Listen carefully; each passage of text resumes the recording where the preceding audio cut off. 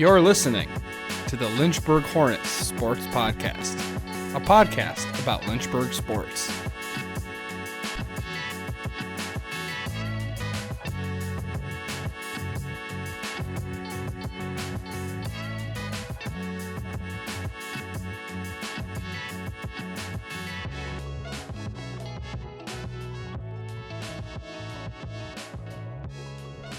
Okay, folks, we have an absolute treat for you here on D3 week.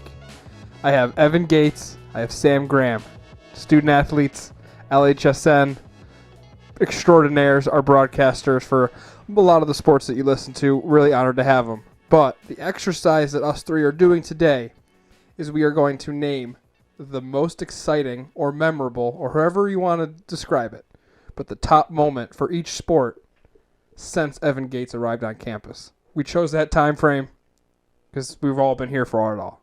Graham, you've been here the longest. This is my third year here. Gates, you're in year number 2. So we'll just go. Since you stepped foot on campus last year, we're going to name the top moments from Lynchburg sports. A couple things to preface before. Sorry, I haven't let you guys talk yet, but I'm just trying to get all the extracurriculars, all the describing out of the way. 3 extremely memorable moments from the last year. Baseball winning a national championship, equestrian winning their second straight national championship, and of course the men's indoor track DMR winning a national championship. We're going to make those exact moments off limits. Those are going to be our galaxy moments, we'll call them. So we'll each get to pick one of those, but those won't fit into our Mount Rushmore because those would just be automatic picks. We'll divvy those up fairly. Whoever wants that galaxy moment is fine. After that, we'll each get to draft 4 different moments. And one more caveat on the moment. Lynchburg winning a game is not a moment. You can find a moment from that game, but you can't pick winning a game overall. I want you to be a little more specific. And then, maybe a little ironically, but you can also take a trend or a theme from some part of the year for your moment as well, or a player's overall performance over a stretch, like a hitting streak, a match-winning streak, anything like that. So that should have covered all of our bases. And now, sorry for bearing the lead, I guess, of our 2 fabulous guests here, but Evan, how are you doing today? I'm good. I'm really trying to digest this like Thursday morning pop quiz type of stuff. It I kind like of it. is, yeah. You said that you have a lot of moments you're really confident in. Some others are a little bit more difficult for you, but I think you're going to surprise yourself. And I think my role as the athletic communications director, hopefully I'll be able to fill in some gaps. Sam, how are you feeling about this? Yeah, I mean, I'm really excited to be here. I like doing all these sort of exercises. I think this always makes for a fun podcast. I know Evan's got a lot of moments outlined. I've got a couple of my own, but honestly, we're going to try to go off the top today as much as possible. I like the timeline, going back to last year. I will say, I think for me, that'll be sort of a tricky timeline just in terms of remembering what happened too early. When we first set the timeline, the first thing that came to my head was, like Luke Mega hitting the winning goal to knock out Randolph and win the ODAC title game. Then I was like, oh, wait, no, that was my sophomore year, so a little too early. But once we get past that, I think we'll be good to go. Well, that's kind of what this whole exercise overall is going to welcome and encourage a little bit. We could talk about as many moments as we want. We're going to name one to put on the list, but if we're waxing poetic about Luke Mega, I'm not going to get mad about it. It's a celebration at this point. Yeah, in D3 week, it's a celebration of Division III sports, and Lynchburg, as we all know, is a very special place in Division III. So, well, here's my follow-up question. So we've got Josh, we got Sam, we got Tim, yourself, Gerke. I would imagine between those 4 individuals, somebody's going to be able to hop on Photoshop or something. We might be able to have some sort of visual representation here. No, well, I'm gonna milk this for a lot of content. I think we're gonna do an overall post today when we post the podcast, but then throughout the week after, we'll post pictures of just Gates' Mount Rushmore. We'll post pictures of just Graham's and just mine, and then we'll also put it up to a fan vote, see who won, who had the best Mount Rushmore. There we go. No pressure. I'll say this as well. I don't know what made the mood strike. I started watching Phineas and Ferb the other day. Here's what I think it is. It's that point in the semester where not so much even stress. It just life starts to weigh on you a little bit more. It's you're a little more tired in the mornings. You just need a little pick me up. I'm watching True Detective right now too, but that's not going to necessarily be good vibes. And anyway, episode I was watching last night carved Candace's face into Mount Rushmore, so I'm ready to go. I got the monuments fresh in my brain. I'm nervous because you know what he's doing, Gates? He's probably He's politicking right now. He's trying to to get the fans in a good spot there. He's trying to become the fan favorite. If you're SAC president, I feel like that's just part of the job description at this point. All right. Well, I want everyone to make sure when they vote for the moments, not for the selectors. Vote for the best moments. Please. That'll help my chances a little bit, I think. We got Graham over here already talking about Phineas and Ferb the semester. Listen, we'll mark it a little bit later, but I think we got a Rushmore to fill. And then one final thing, just to cover our bases once more, going 2 times around like mat ball. You ever play mat ball in gym? Got to go around the bases twice to score. It's neither here nor there. Money. Anyway, if we miss a moment, wasn't on purpose. We're 3 of the biggest Lynchburg sports fans you're going to find. We're trying our best to treat everyone fairly. We love every team. So we're really going to do our best. If you get left off, we really apologize. It wasn't our intention. We're just trying to just give everyone their shine, and we'll go through every sport here. So without further ado, we're just going to go down, men's sports first and then women's sports. I got our list here. What do we want to say the best moment from the baseball team has been in the last year and a half? We really had to start with that. Okay. Yeah. Okay. Well, so I had my list down to 3, and I struggle with this. So we got to pick one, right? Uh-huh. I think my favorite, when we look, it's hard because during the national championship, the run was just fantastic. This was a team that if you watched them, you knew there was something special. But for me, I think the one that stood out was Super Regionals against Shenandoah. Avery Neves, 2-run shot, basically to send us to Iowa. And I just think the energy in that stadium, this is right down the street, the Hillcats place, that was just special because you saw everybody just wander about what it was. It was just fantastic. I will inject this. It was a fantastic moment when you throw in the fact that it was right here in Lynchburg. I think that always that adds something. Anytime you do something at home, obviously that was at the Hillcats, but still right up the road. I will throw in this though. I remember distinctly Kyle Haney being on the call, national championship series. I believe it was game 3, and I mean I was doing a run. I had to. I couldn't wait any longer in the day. It's basically summer at that point, and I was losing daylight even. And I go out there, and I remember Kyle, almost, the excitement level, it felt like almost bringing him to tears. And I believe it was on the Ben Jones homer. It was the first one, I think. That was a big park. Yep. So there weren't a lot of homers in that national championship once it got down to those last 8 teams or so. And that was just, I'll throw that moment in there, but I love the Neves pick as well. Yeah, then, Jackson Harding with the game winning. The base clearing double, and then the 3 straight complete games from the Lynchburg pitching staff. There's so many, but it may be odd to pick something not from the national championship, but Gates, I agree with you. Avery Neves' go-ahead eventual game-winning homer in the 8th inning. After ODAX, too, when you came back from an 8-run deficit to beat Shenandoah and they come back, that's a ball club. I think when we talk about Shenandoah, a lot of the times it's out of respect and reverence because this squad is incredible. But that game in general, I think if you didn't have confidence that Lynchburg would go into Iowa and do something special, whatever it was going to be, it was just crazy. Yeah, I'm glad I was ready to battle about this one, have it be the Super Regional. I'm glad we didn't have to. Let's move on. Men's basketball. Top moment from the last year and a half for the men's basketball team.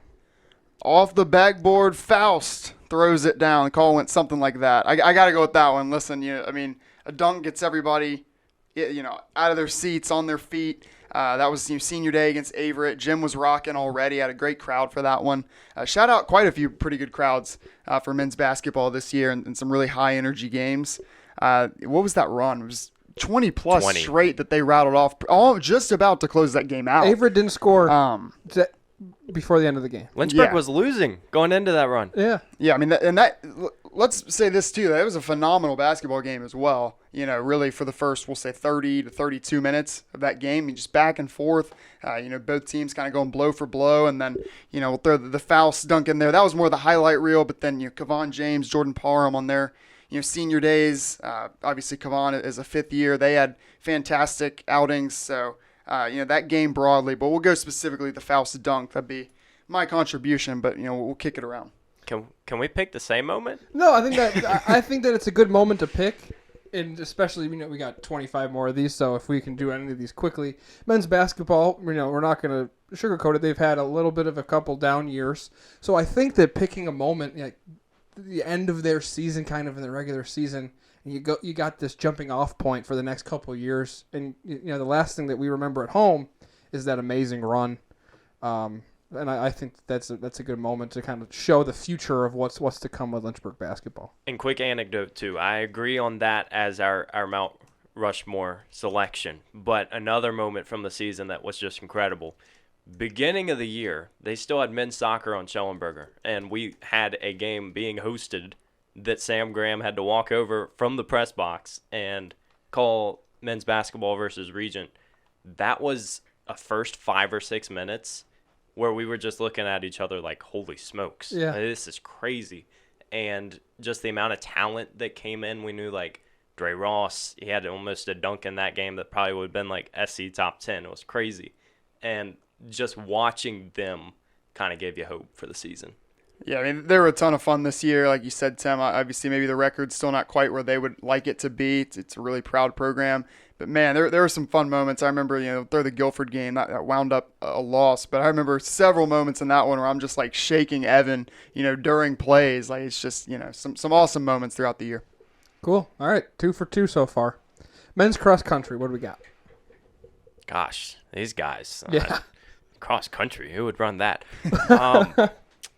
It has to be, I think, we said obviously not like a whole game or something like that, but I remember we were just running around in Newville, Pennsylvania, watching everybody finish and stuff, and to see Frank in the mix, like getting that All-American, I think it was just special because cross has been a season for Lynchburg. I don't want to say that they've been unsuccessful, but when you look at their progression in track, it was really cross that needed that work. It needed at least an accolade to kind of show it. And what Frank was able to do, what the squad was able to do, 9th for the men, 7th for the women, I think it pretty much tells the story.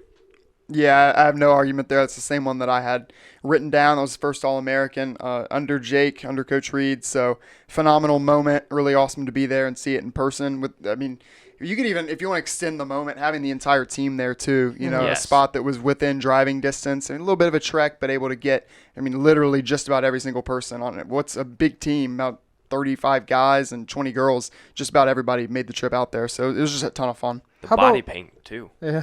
It's crazy. No, that I've never been to a cross country meet actually yet, covering working here at Lynchburg. So that was a really nice first for me to cover an event like that.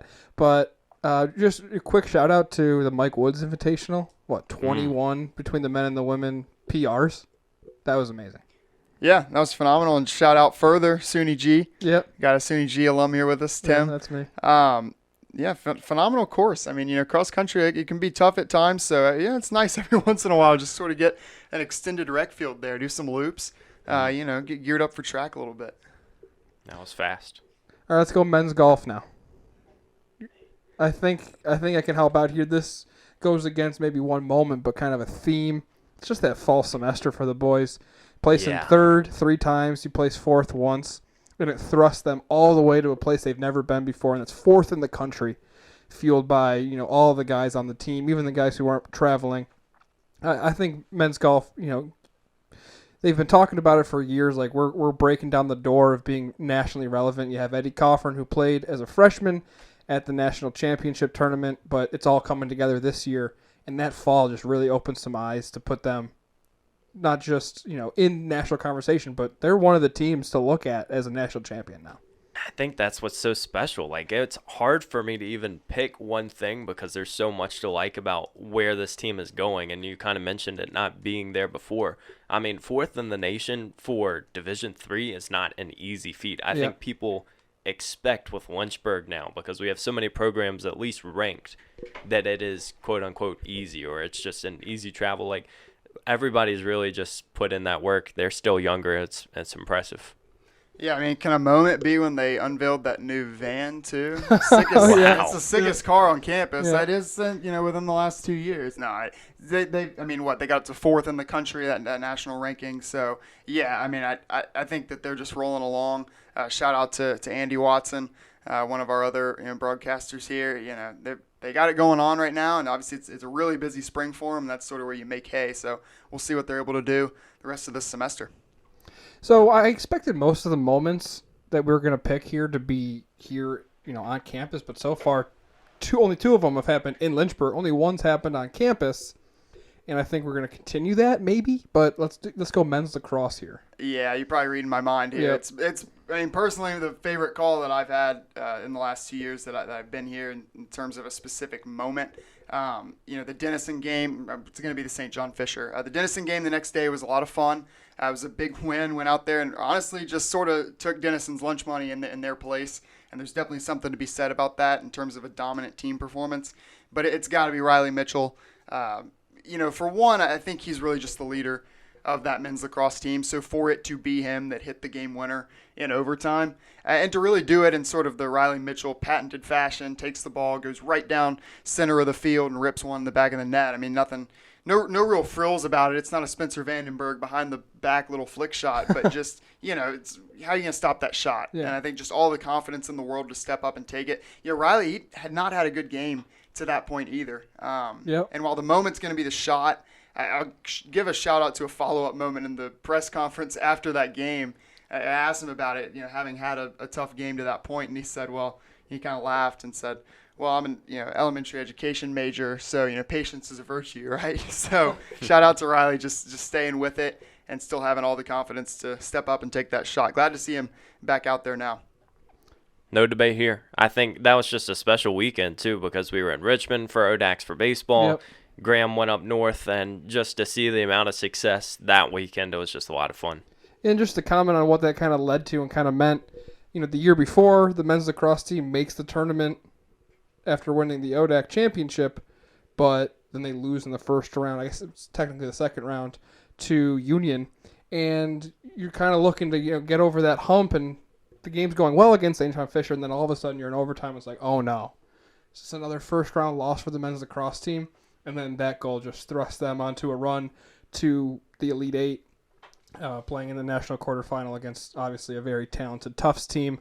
So that had a big significance, but it was just an awesome goal too, and you crushed the call. I'm glad you were able to be on it. Yeah, Evan, I'm glad you mentioned being in Richmond because I was almost going to throw this in there with baseball. I remember Tim and I just kind of being in the press box before that game started, like, you seeing this? Like, cause yeah. I think we were sort of doing our own thing, but I was passing through. They're coming back. They're like back in this game. They might win, and they do wind up making that crazy comeback to beat Shenandoah. So, yeah, what a weekend. All right, let's go men's soccer. This one's tough. I know, because they've had a lot of ups and downs.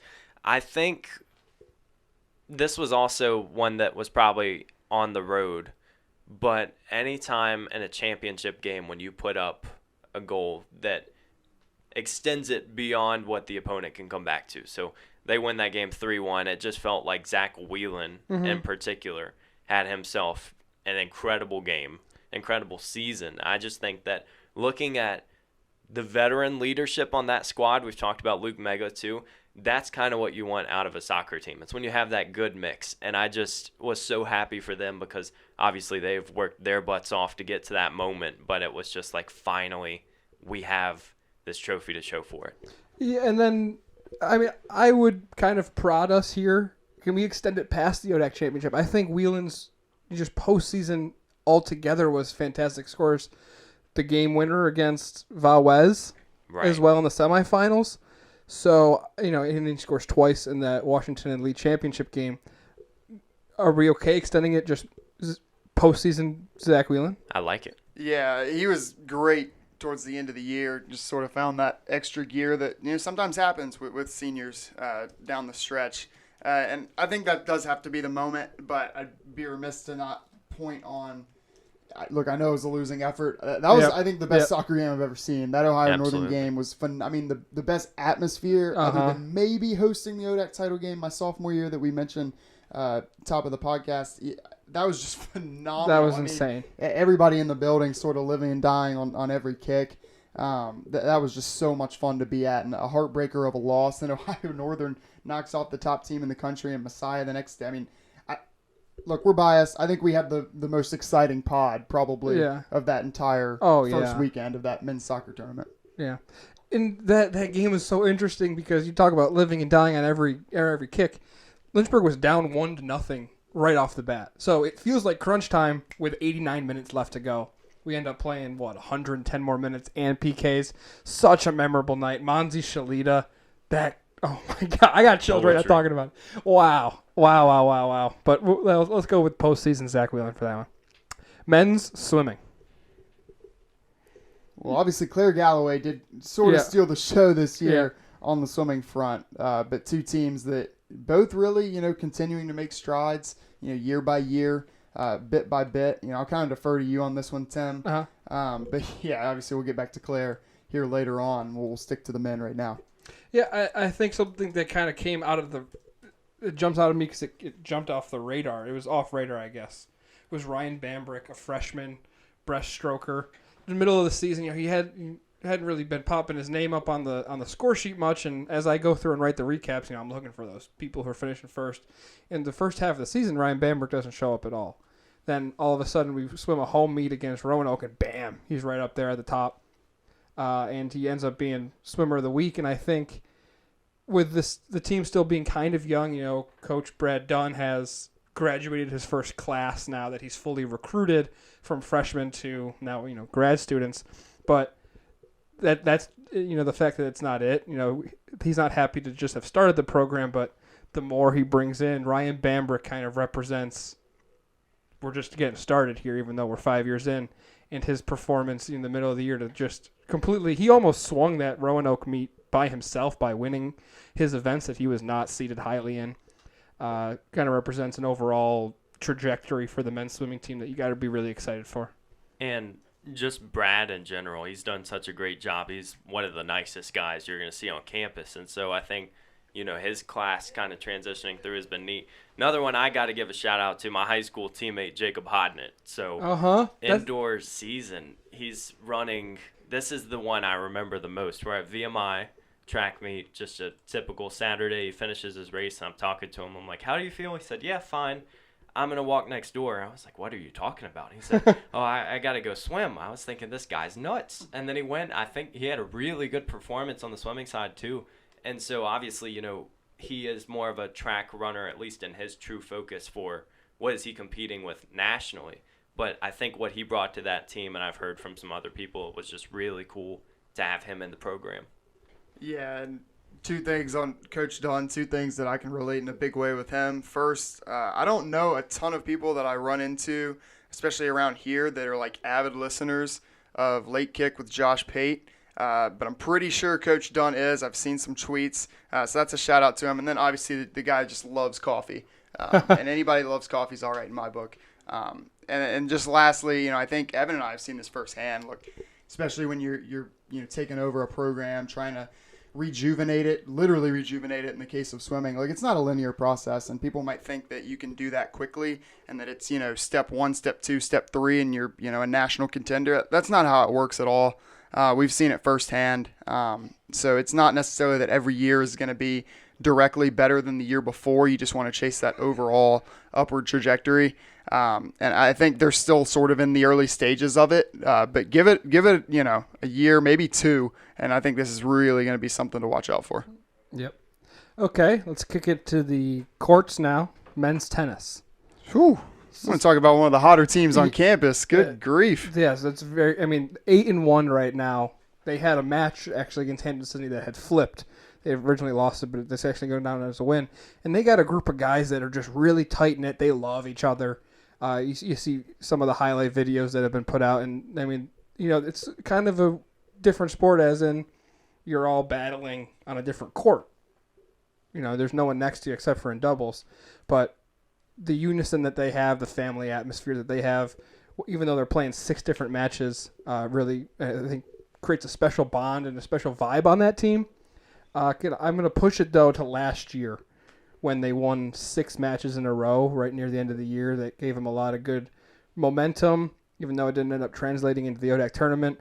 Talking to a lot of the players now, though, they're this 8-1. That makes them feel not cocky, but they feel really good about themselves. They're proud of it, too, which I think is huge.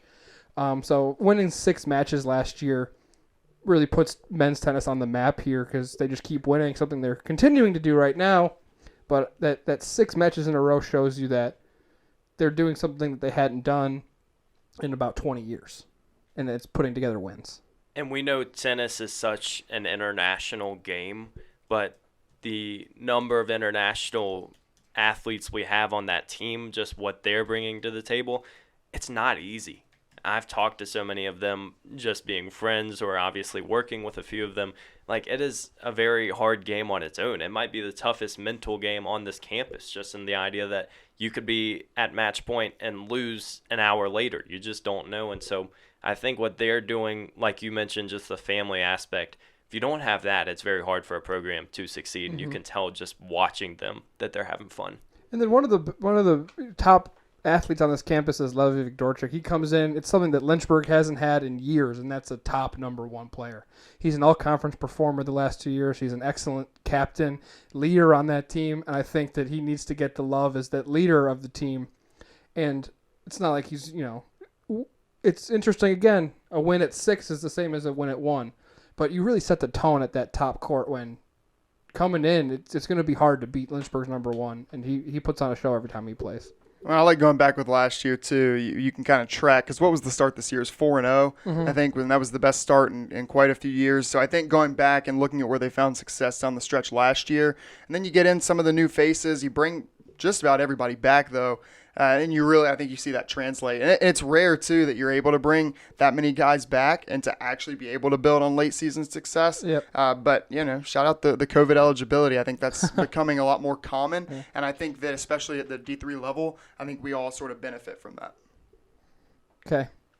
Do we want to combine indoor and outdoor track and field?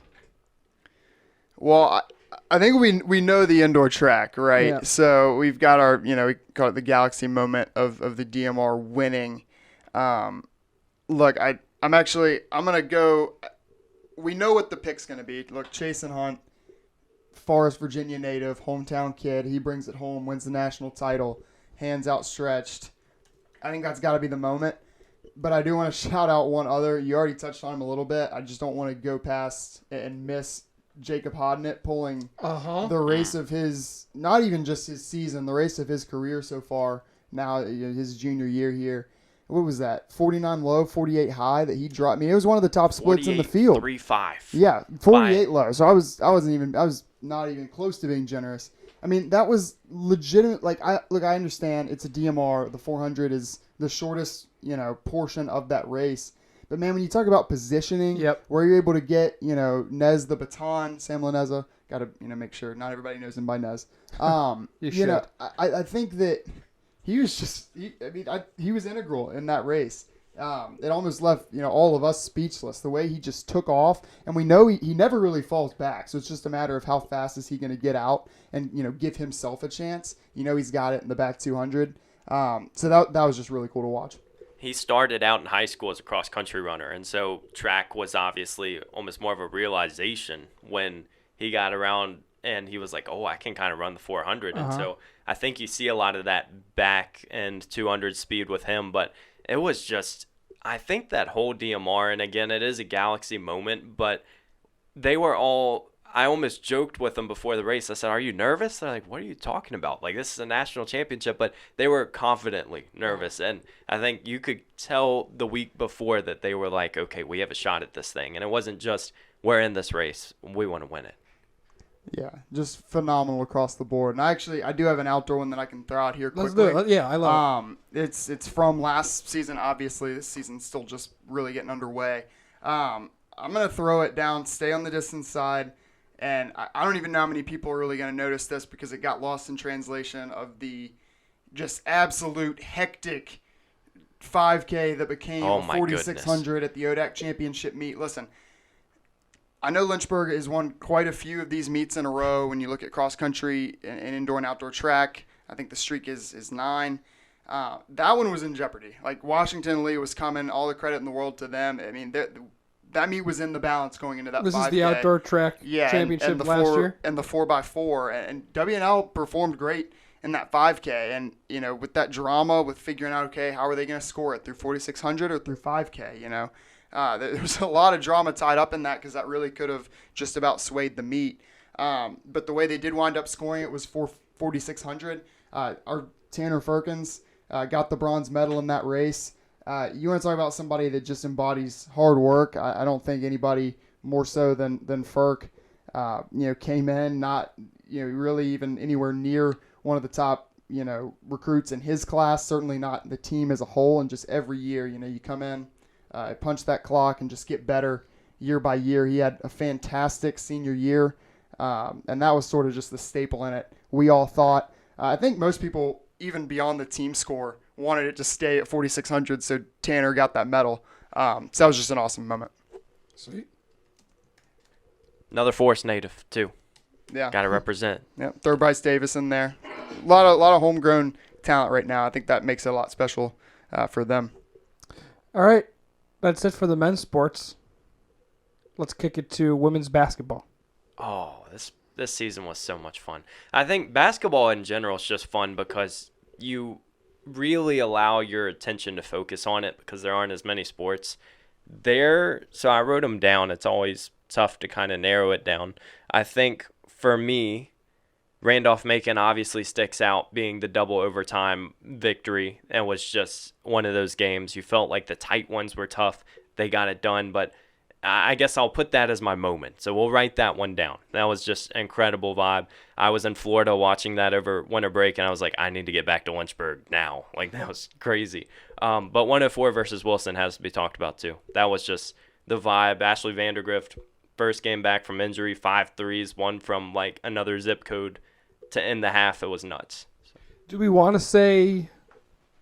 I think that gives us more of a moment as Lynchburg's three-point shooting, because that ends up being a program record as well. I like that. Against Wilson. Yeah, how many threes was it in that game? Because I remember we spoke with Coach, 16 obviously towards the beginning of the year, 16. And the lofty benchmark. I think they felt really confident in being able to get to 15. The lofty benchmark was, could they hit 20 in a game?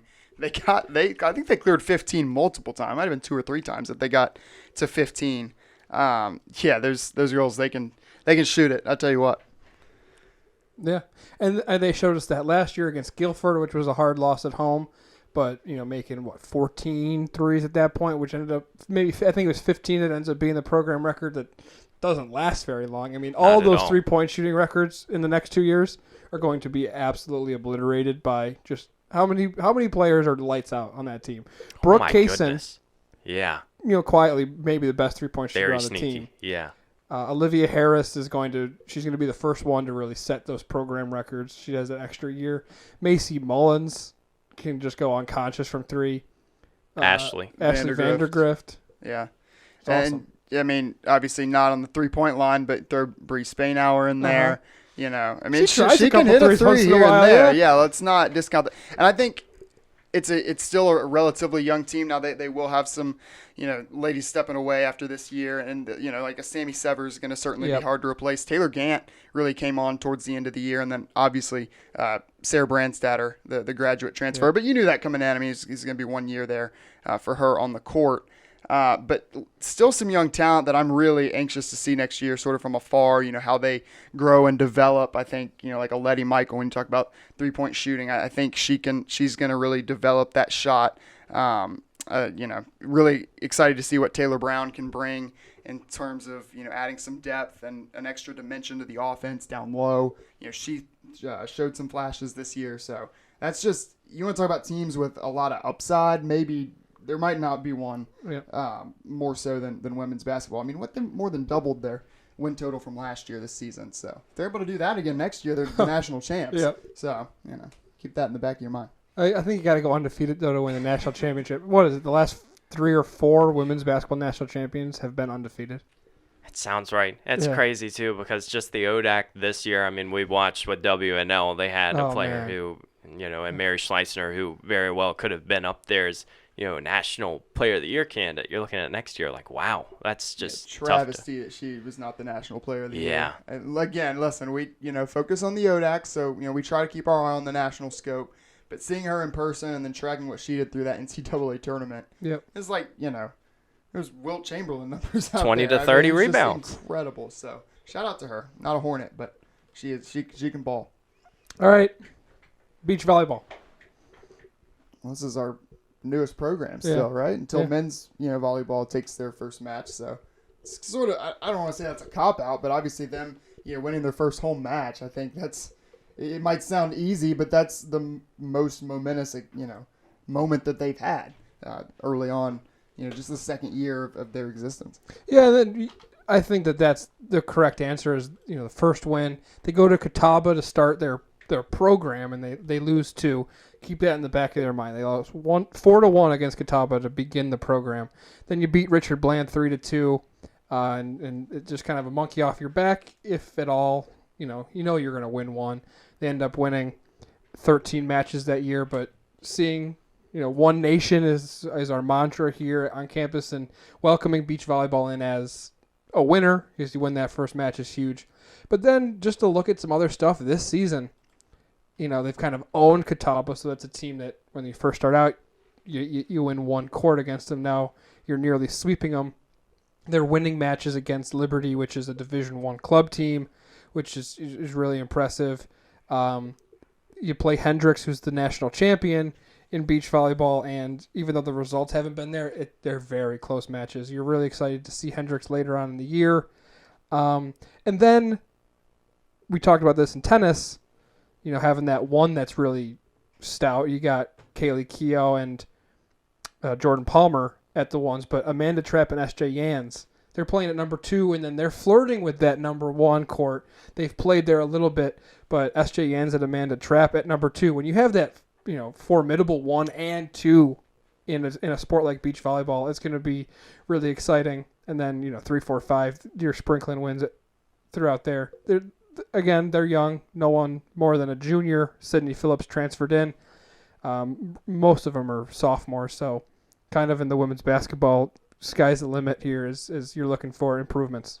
And I think just being able to get people interested and bought in is a big accomplishment on its own, because I've seen just so many people go over to the courts. They're really not that far from the dorms. And so, when you see people who are obviously coming out for volleyball, I'm sure we'll talk about it a little bit later with Code Red, but they're getting good numbers over there. And I think that it's just going to continue to grow as the program grows. Yep. All right. Women's cross country. Well, we talked about one All-American. We had another one on the women's side, so I think the easy answer here is Kayla Werner getting in with that cross-country All-American performance. She follows it up, gets to the national meet in indoor track and outdoor.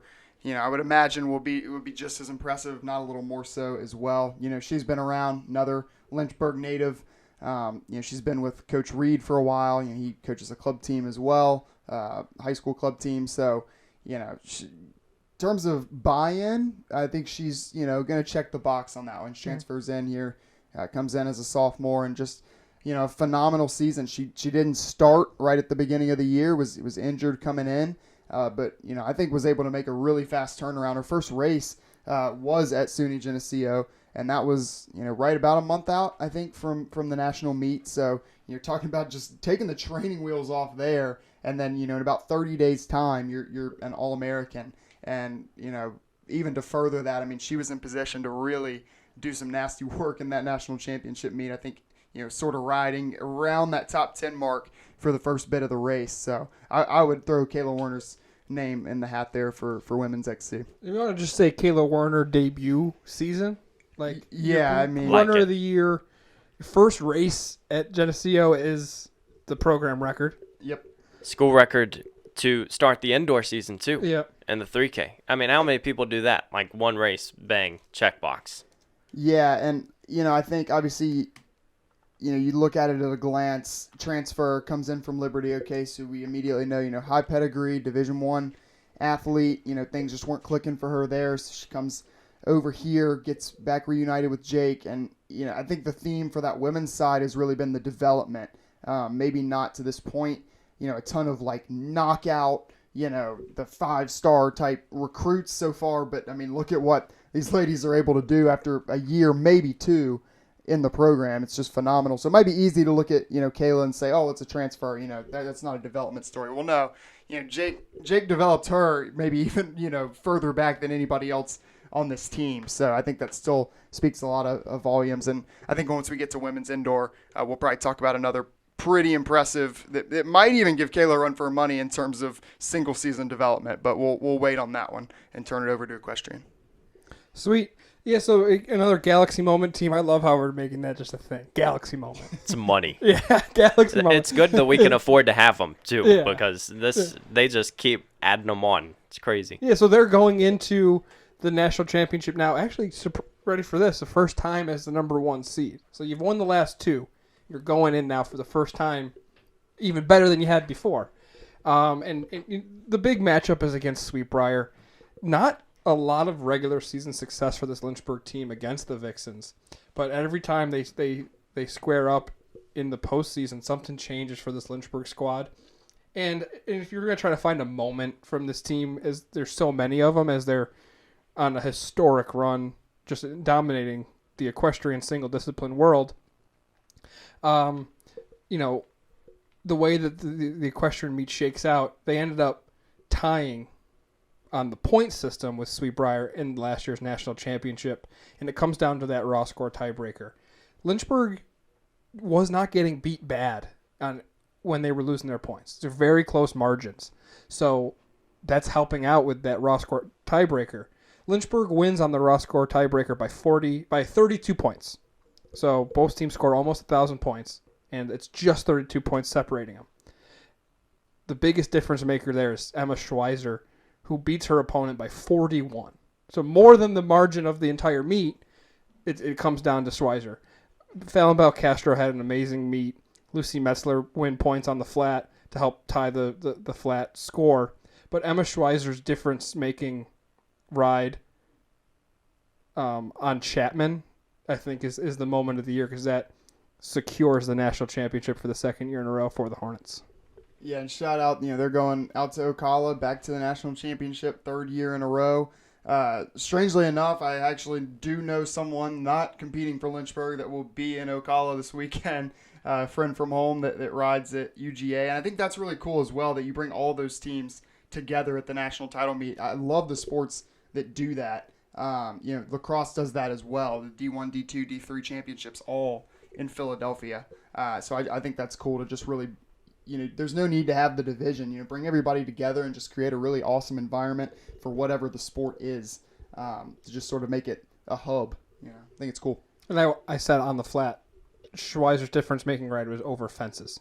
I'm sorry, on Chapman, over fences. Schweizer beats her opponent by 41 points, and that's where the difference is made. So, because Sweetbriar beat Lynchburg on the fences 3-1. So things are not looking good. But Schweizer was able to defeat her opponent by so much, ends up flipping the meet later on during the raw score tiebreak. That's what's so cool about meets or games like that, because you never know who that person's going to be.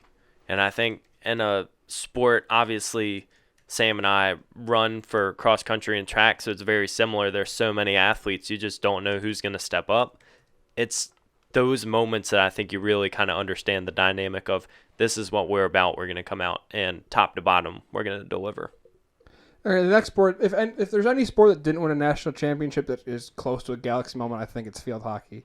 What do we got here if we got to put one thing on this list? All right, so I'll be quick, but there's two that I really went back and forth on here. One of them's really obvious. Coach Steele, a legend, probably doesn't really do it justice. I mean, you want to talk about, give me any sport. I don't care, field hockey, basketball, look at any division, men's, women's. There's not a lot of coaches that have more wins relative to the number of opportunities they've had to win. Simply put, that'd be winning percentage. Than Coach Steele. I mean, just phenomenal. She won her 650th career game, her 900th if you throw in women's lacrosse this year. So that, I think, is the easy, sort of the we didn't really call it like a farewell tour throughout the year, but I think, went out tied for the best season of all time that she's experienced here. Another run to the Elite Eight.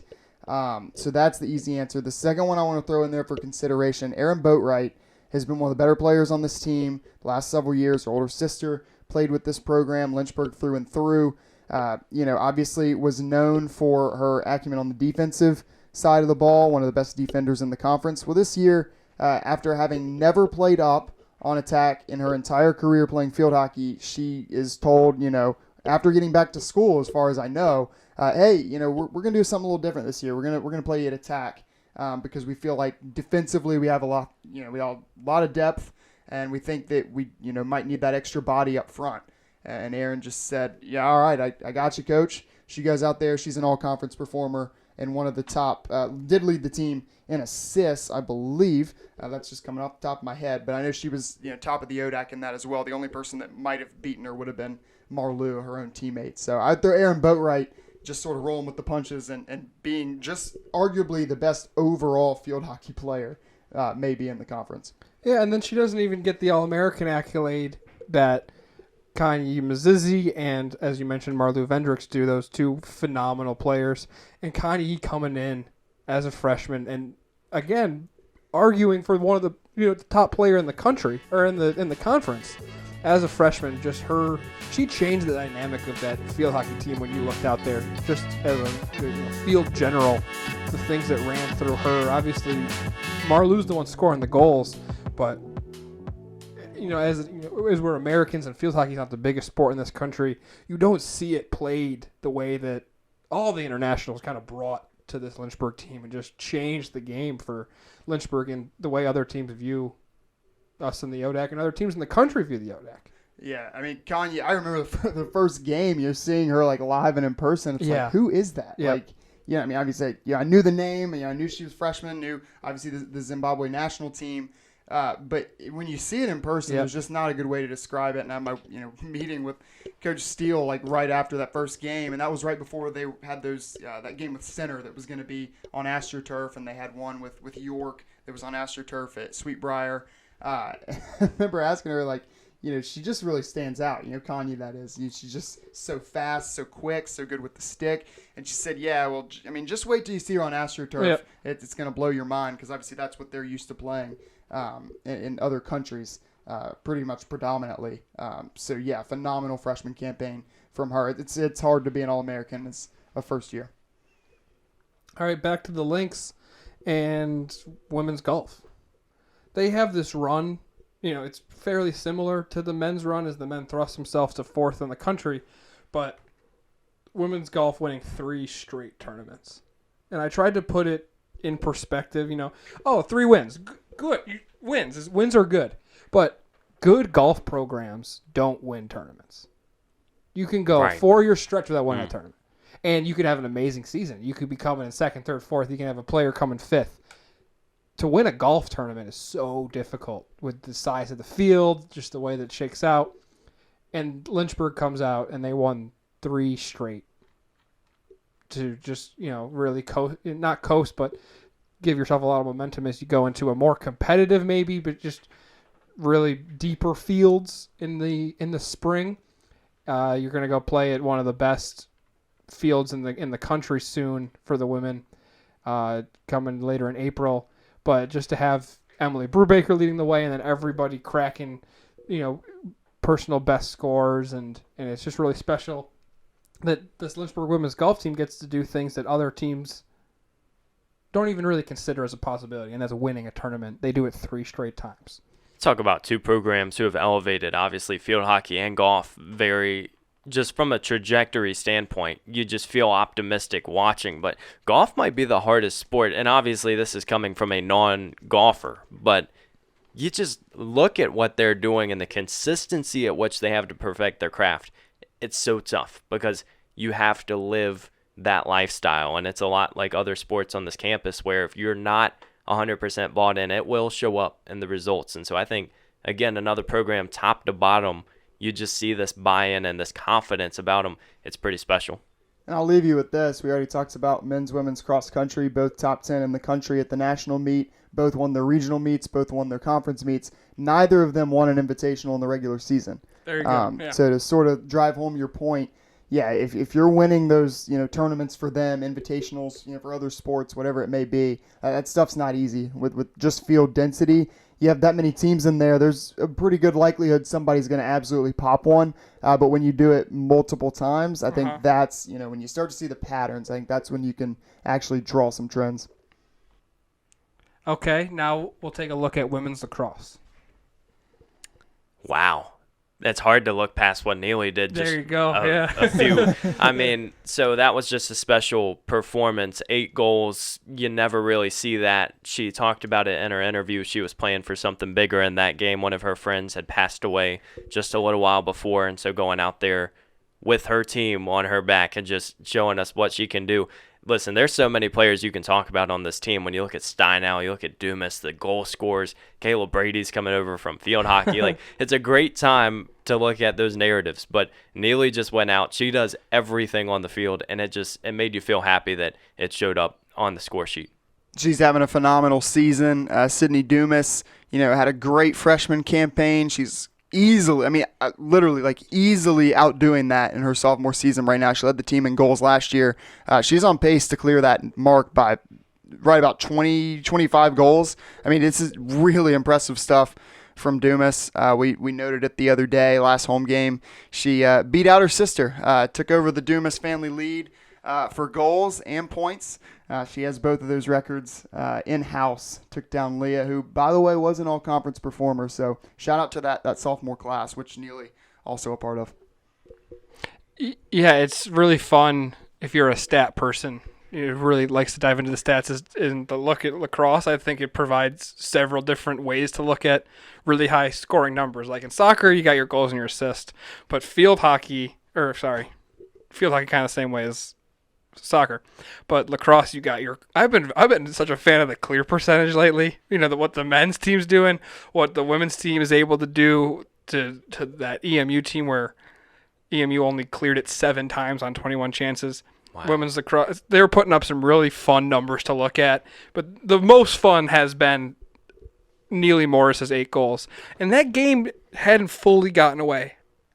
7 of Neely Morris's goals come before that's a 10-goal game, which really shows you that if you want to look at the final score, it was a little bit of a blowout, but the teams were battling, and Morris was scoring meaningful, impactful goals when she was putting up 8. I think that's really valuable to remember that we talk about these impressive offensive numbers. We talked about it during the broadcast. Evan and I were both on that one, and we were kind of wondering, okay, the game was sort of out of reach. Does Neely, she go back in there to try and chase 10 goals? No, she never went back in. Like, as impressive as these numbers are, that they're never ever going to stat pad. When the game's out of reach, you still do right by your opponent. You play hard with whoever's in the game, but the starters probably aren't going to play towards the end. So I think that's a great point that you make there, and just something to remember as this season goes along. Monitor those goals and how many are scored, but keep in mind that most of that is being done when games are still in reach. Yep. So.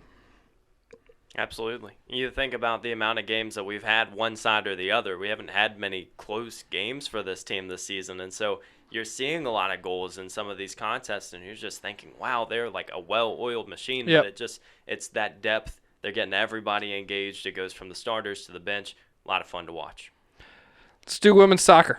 I think we might finally be going back to last season. Yeah. I mean, Evan, you're our expert here, so we'll see what you got, but I don't know if there was anything from this year that topped that ODAC title game last year. I don't think so. And so I prepped my notes because I wasn't sure if it was the last 365 or if it was the last whole year. If it's the whole year, definitely go back to that last year. Just the way that championship unfolded, it was so special. And they've wanted it for so long. Coach Olson is a phenomenal competitor. He's won a national championship. And so you have the pieces.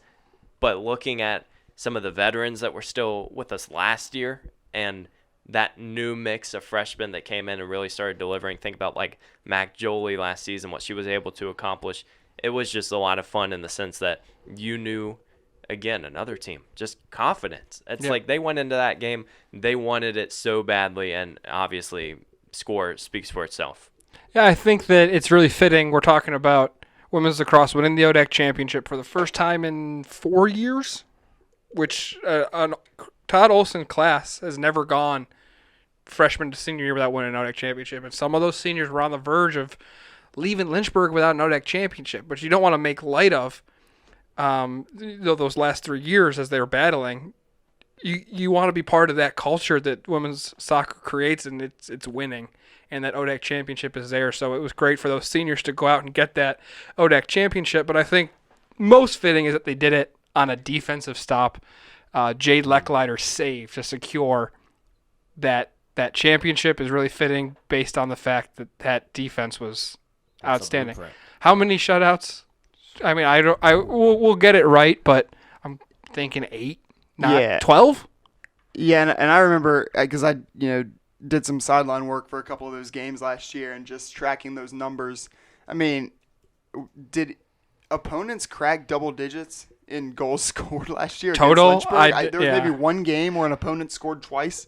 Like, I mean, It's just darn near impossible to score on that Lynchburg defense last year. That's not a moment, but certainly a trend that is more than notable. If your opponent can't score, they can't win. So, defense wins championships. And they're still there. Lloyd, Casey, Grahowski, back. It's like that is a brick wall. And so next year, if you're looking at Lynchburg thinking, okay, how do we solve this? It's like, well, good luck.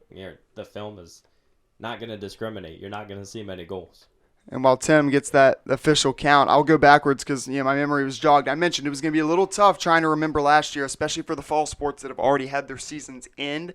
But I don't know how we went through field hockey and we didn't mention Caleb Brady's 18-save performance against Johns Hopkins last year. Yes. Listen, I know we already got field hockey. Our moment's got to be the Coach Steele farewell tour and getting back to the Elite Eight.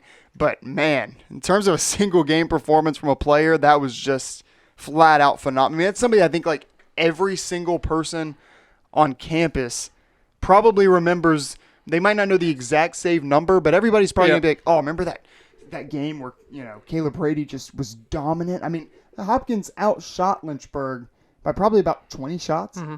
They didn't score. All right, well, just to get 16 shutouts for women's soccer last year. That's insane. But I want to ask you the question, who scored field hockey's goals in that Johns Hopkins win? Well, I do remember one iconic because of the iconic picture, and that was Sydney Rowe, the midair split. So I know that was one of them. I do not remember the second one.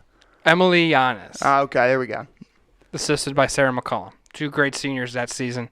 What a game. That was before I even started working for LHSN. That was my first game on Schellenberger Field, I think. And that obviously, when you get that in your first one, it's like, oh my goodness, this place is magical. And it kept going. Early season, knocked off number 2, I believe, in the country. What a way to start your year. This year, I think the team really heated up on the back half of the schedule. Obviously, they were 21-3, so you had to be good pretty much throughout, but really rounded into form late. That was a massive win early on for field hockey last year. But we'll keep on trucking along. Softball. This one's a little difficult to kind of encapsulate a moment because so far this season it's been very special for that softball team. So I think that an easy way to kind of grab the magic of that first quarter of the season here is Dawn Simmons' 700th win. I like it. And Coach Simmons is amazing. It epitomizes Lynchburg and winning and culture and just loyalty to this school. A 3-sport athlete, Hall of Famer in all 3 here at Lynchburg. Hall of Fame coach as well. To get to 700 wins shows the success, but she got to that 700 maybe a little quicker than we thought she would this season because of a 9-game winning streak, because you beat Salisbury on the road, a ranked team, because you beat Greensboro, who you haven't beaten in years, and you sweep them. Just softball's start to this year is magical, and Dawn Simmons' 700th win against NYU kind of put the bow on the top of that magical run to start the year. I'll tell you, they got Salisbury's number. Yep. Like, you look at those last few years, you just think about from the pitching circle, too. It's been a lot of impressive stuff. Softball and baseball, obviously sports where it's deemed the game of failure. You're seeing a lot of times where you go up to the plate and you're going to struggle. But what they have been able to do consistently, as we kind of look back at baseball last year, softball early in this year, I just think it's a lot of fun if you're just a neutral fan because you're like, wow, they are really putting something together. Winning games in a myriad of ways, too. I think the bats were really hot early on. We had that stretch last weekend where, a lot of low-scoring defensive battle. I had that first game with DePaul, and that was higher scoring. Quite a finish to that game. That seventh inning was wild. But the other 3 games of those, 4 across the weekend, all low-scoring, and they won 3 of the 4. So being able to gut out those wins is huge, too, especially I think when you look forward to the postseason where, defense, I would say on average tends to really strengthen up a little bit. Cool. Let's kick it to swimming. We prefaced this one. And I think it's maybe one of the top storylines of the year. This one may be number 1, number 2 is Claire Galloway in the NCAA championship. It's something that as she comes in 5 years ago now, she's been here the entire time that the Lynchburg swimming program's been here. And of all the firsts that you can possibly get, as you're starting a program, first meet, first win, records are falling pretty quickly, and then it kind of slows as you get farther into the lifespan. And then for her to do so many amazing things that have not been done yet in the history of the swimming program and the way she did it. Not only does she get the B cut, one she's had before, Colton Schnars has one as well, but then she's seeded 20th. So you're thinking you got to finish 16th to swim in finals. This may be she makes it to nationals and that's it. She did it. That's the storyline. And she goes out and she crushes expectations. Moves from 20th in the event to finishing 15th in prelims. So that's 5 spots she moves up. She's comfortably going to swim in finals. So then you're like, sweet. She did it. She outdid expectations and she made she made it to the finals, in the constellation finals. Then she goes out and outperforms even that. So you're comfortable with her just being in the building at the beginning of the week, and she completely outperforms it all, ties the ODAC record in the 100-yard breaststroke, something that she's won 4 times now as a Lynchburg athlete. And it really is just an awesome finish to her career that it had the storyline at the end of February. That was it. That's all you needed. And for her to go out and really push the limits of what you expected and put Lynchburg on the map, seeing that red cap in the pool with some really historic, not only swimming programs, but Division III teams in the country. Again, a lot of these things were showing the trajectory of these teams, and Claire Galloway opening the door for Lynchburg swimming to compete at the national meet is really exciting. It's fitting it's March Madness. She did not want to go home. Nope. She just kept going. Yep. And, that's, again, it kind of epitomizes the story of we are going to keep showing up. This is where our program is going, and this is why we belong here. And she proved it at that meet. And All-American, which that's that final thing that you get the concrete award that you're going to carry with you is going to be in the record books. It's not going to just be an asterisk like, oh, Claire Galloway was the first one to go to the national meet. She's the first All-American. Yeah, and I think you mentioned it's important that you mentioned last year. She does get the B cut, doesn't quite get in, Yep. and you come back this year. I mean, sometimes that can wreck somebody coming back to be that close and just get denied. And sometimes it's fuel to the fire. I think it was the latter for Claire. And like you said, just to not be denied. I mean, she's been here 5 years. The program sort of rides and dies with her. Evan and I know how that's like. I remember my freshman year vividly. When Sam, Frank, and Max getting to the national meet in track, all of them were All-Americans, and you just kind of feel the tides turn, and you're going to point to a specific moment that's probably going to change the trajectory of a team. That's it. I think the men will gain a lot from that as well, because I know that those two teams are really tight. They practice together. They spend a lot of time together. Just a phenomenal moment. Really happy to see that for Claire, and yeah, certainly something to build on for that program. So we'll kick it to tennis now, women's tennis. And this is a team, you mentioned kind of men's basketball as you're looking to build an identity here through a few down years in the women's tennis team. Kind of in the same boat, but with Chris Johnson, who gets his 300th win as a coach last year. He's kind of the rock of that program. Is keeping things together as it ebbs and flows here. The men's team is at new heights that hasn't been around in 20 years. I think you just got to give it to Chris Johnson being able to lead this team and keeping them competitive and building good players.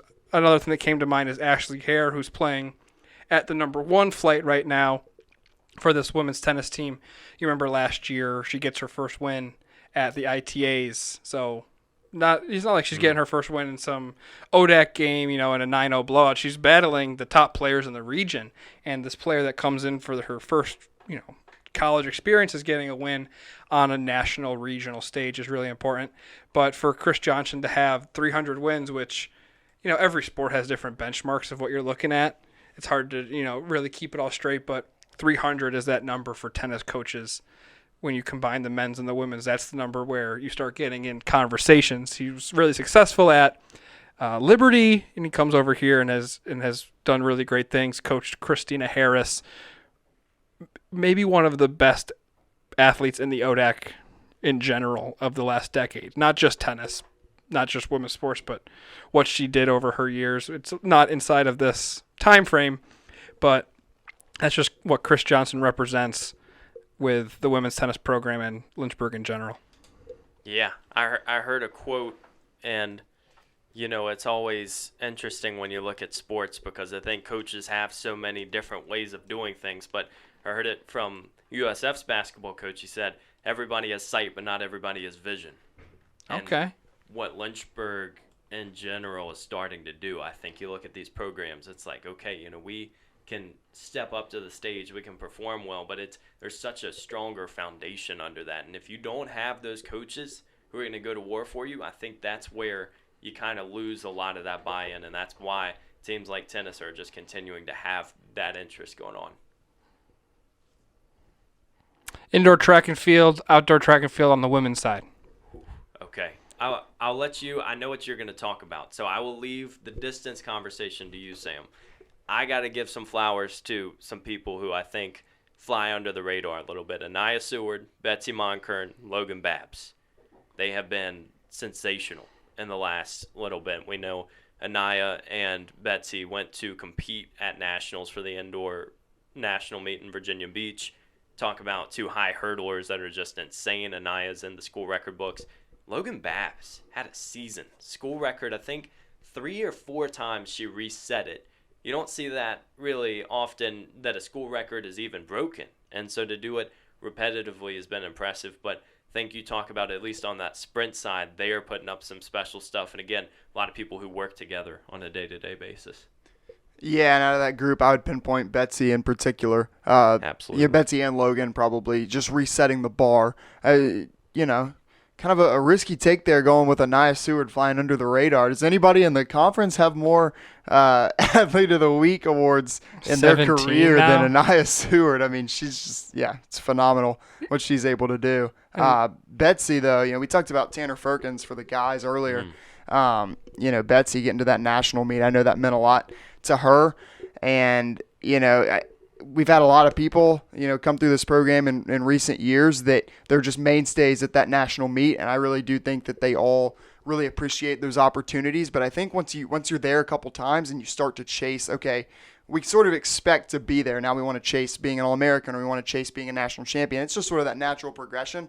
I think there's something to be said about going there for the first time and knowing that you're not going to take anything about that experience for granted. I think most of her family got to be in attendance for that. I think that was just a really special moment for her, and she's an All-American now as well. But we'll go Courtney Drum as well in terms there you of, go. Outdoor, indoor and outdoor, yeah. Yeah, turnaround story might not be the word. And Betsy, honestly, getting to that national meet might be the story here. But Courtney Drum, the graduate transfer from Methodist, she was good at Methodist. I believe the 5K PR was, hovering around the low 18s, around 18, 15. But to come out here and to be a 5th year and to show the improvement that she has shown, that stuff just doesn't happen in any sport. we've had a couple of fifth years and seniors we've talked about through this. To have that sort of surge and to improve by that much when you're that far into your career and you feel like that much of your energy and your potential's probably already been tapped, to just open that second door is phenomenal. And maybe Courtney's our outdoor winner, for this year, because as of last weekend, still number 1 in the country in the mile, or the 1500. So she's just been on a heater. Personal best in all but I think one indoor race. And again, grad student. So you're thinking these marks have been set. It's not that they were bad marks at Methodist either. I think a lot of people see personal best like trends like that and they say, okay, well maybe they just hadn't peaked yet. I just think Courtney found the right system. Jake has been phenomenal and he saw it before we saw it on the timesheet. He was saying, wow, Courtney is having a good workout, or wow, that's 2 in a row, 3 in a row. And now you see it. And then there's obviously, you got to go all the way back to the fall and the summer. And then you know why when you see her work ethic. I was going to preface it earlier on that I didn't want this to get contentious, and we've done an amazing job so far. I just want to make sure we check ourselves about the validity of this list we put out if Anaya Seward's name is not on it. I think, with Courtney Drum, maybe her story isn't being finished written yet, and she gets these next months to – we can revisit this list and do top moments of the last 2 years fully, not just the year and 3 quarters.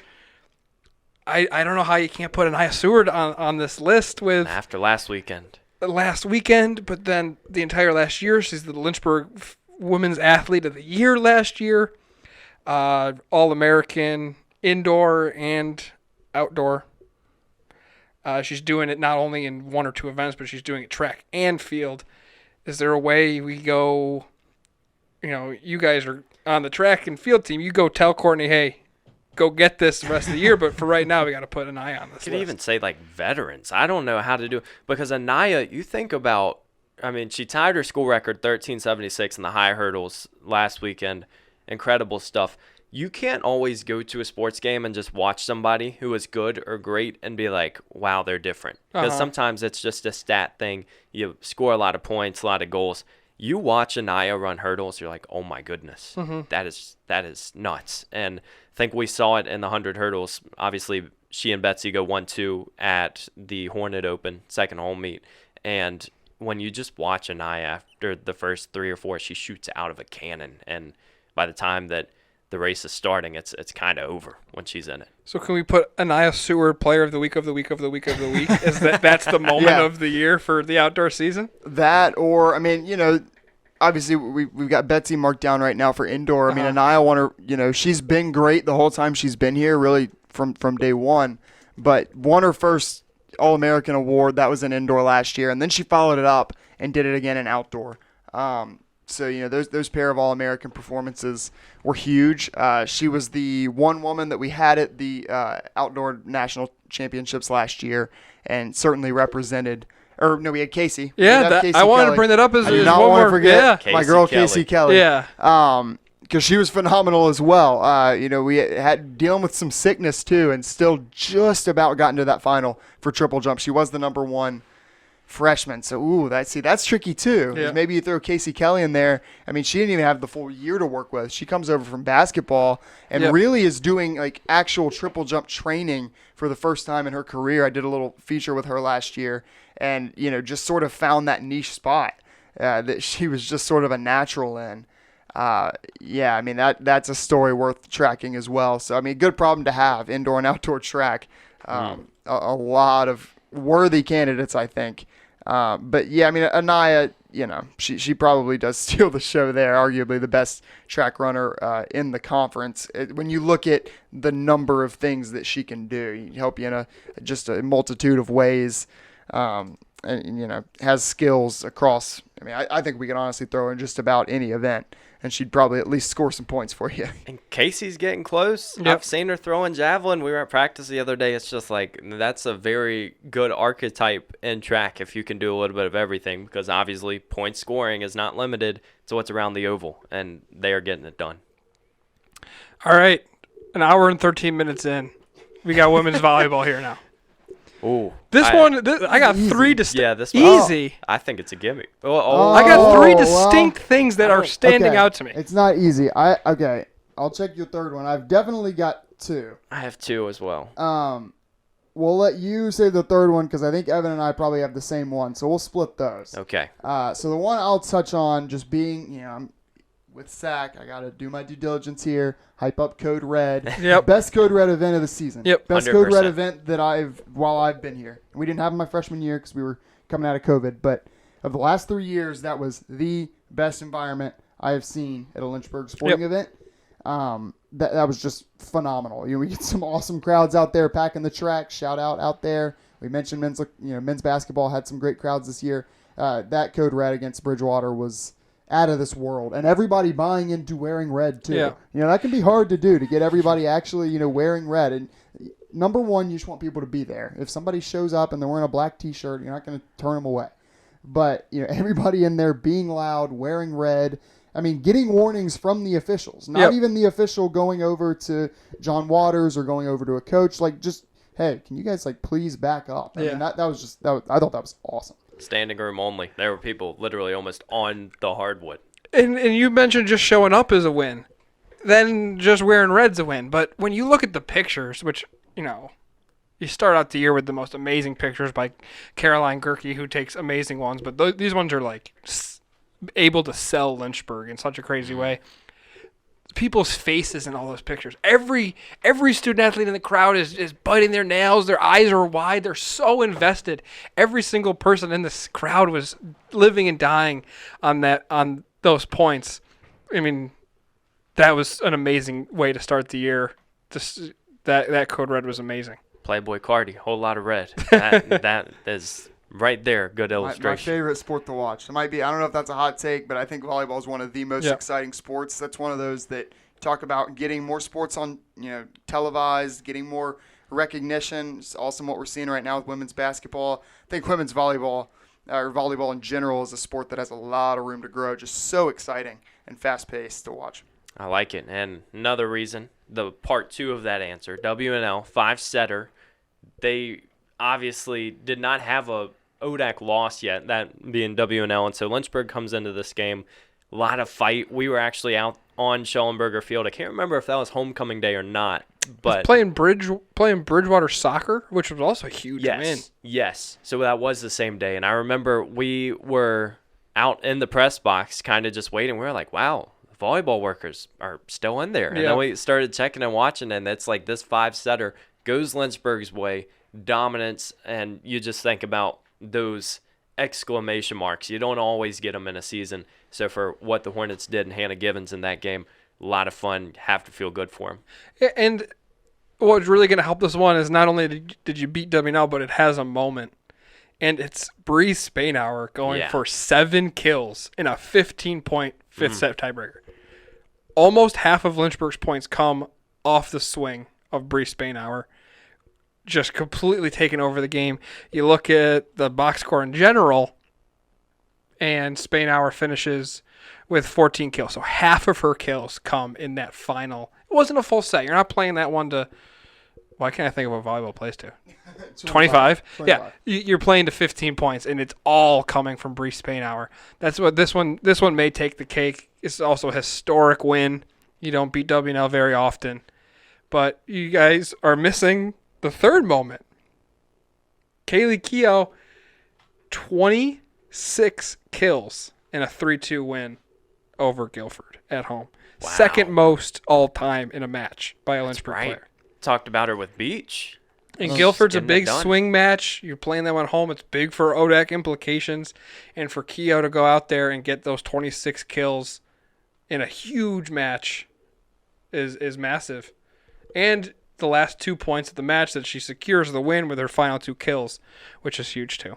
Yeah, I don't know how I whiffed on that one. I believe I was on the mic for that one too. So I was announcing the Keough kills. So yeah, I mean, all-time performance. She was insanely dominant in that game. I mean, volleyball, like I just said a moment ago, one of those sports that you mentioned those pictures, Tim. I think that is how, I don't think you can watch a volleyball game and not feel that way. Like, I think it just, for whatever reason, that sport just draws you into it. I remember the first game I went to this season, got a couple, housemates to head over there and just check it out. And it's every point just feels like, there's so much riding on it. That's just a really fun time. So do we want to go Bridgewater? I think what happens there is that they did lose that match. That's true. That's really tough. That's like a three-headed monster. But then when you look at what is D3 week, what are all of the people listening going to remember? They're probably you're gonna remember the Bridgewater match more. Yeah, I mean, listen, we're in Turner right now. There's a picture that when you walk in Turner that's caught my eye since literally the first time that I walked in this building. I think it's during a basketball game. Just a lot of fans packed in tight. Everybody's engaged. Everybody's yelling. There's a picture. I believe it's in the very front of Turner on your way into the gym of men's lacrosse. Just a sea of red. Looking down on them at the 2015 national title game.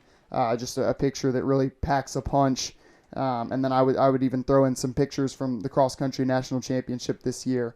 Guys embracing their teammates, painted up in body paint. You're just absolutely fired up. Pictures from that DMR national title win. I think pictures tell a lot. And, for whatever it is, when everybody's in there, they're all wearing the same color. They all have the same expressions. Everybody's excited. There's something about that picture when you just see that sea of red that it packs a punch, I think, emotionally.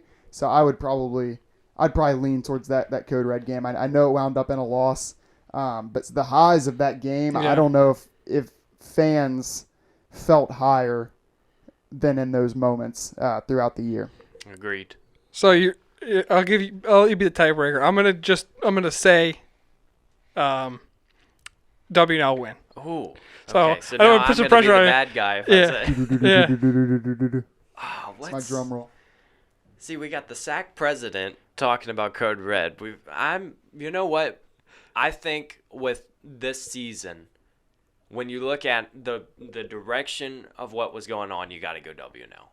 And I think, listen, from a moment, it's hard to separate logistics from experience. I think experience being in that gym for Code Red is something I will not forget. But I think W&L, when you look at what it means to them to go out on the hardwood, really punch out a 5-setter. I mean, that was like the moment for that team. And so I don't know. We might have to get some interviews for that. I was hoping you were going to say the Code Red game so we could just be done with it, because now I'm kind of leaning the Code Red. Well, no, I think Evan makes a great point there, though, and something that after I heard him say, like, his answer, the same thing came into my head. So I love your rationale there. I think it might be one thing for us to sit here in a role as fans or as athletic communication workers and say the Code Red game was really special because of what it maybe did for the school or how it looked or how cool it was to be a part of. But I think if you ask those players and you ask that coaching staff, I think the answer is probably the W&L game. There might be one or two dissenters. There might be one or two that say, oh, well, the Code Red game was so special. And I would hope that they did find that special. But what's better than winning at the end of the day? I mean, what's better than knocking off a team that, doesn't think that you can beat them, do it in your gym in front of your fans? I don't think there's a better feeling than that as a player. So I actually, you've swayed me. Evan, we have persuasion together later today. And okay. You're doing your homework. You persuaded me. I vote for the Code Red. You two vote for W&L. There we go. W&L wins. Okay. But W&L didn't win. Lynchburg won. But the W&L match is the winner. All right. It took an hour and a half here. You're welcome, fans. We're gonna pause this and discuss some the way we want to carry this out, because the original idea was to do this Mount Rushmore where we all pick 4 in a snake draft, and there's just a few possibilities. We're pausing. We might come back on this episode. We might not. You can't tell the future.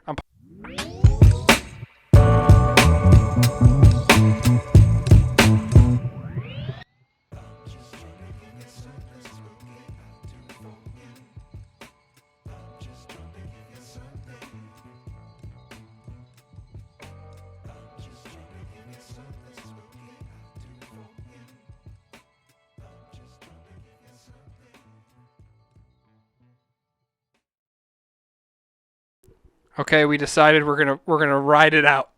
Thanks for sticking with us here. We're gonna draft our top 4 moments each, Mount Rushmore style. You got 4 people on the Mount Rushmore. You got 4 moments to pick from the last since start of 20 2022, fall 2023 season? I'm so confused. Fall 2022. Fall 2022.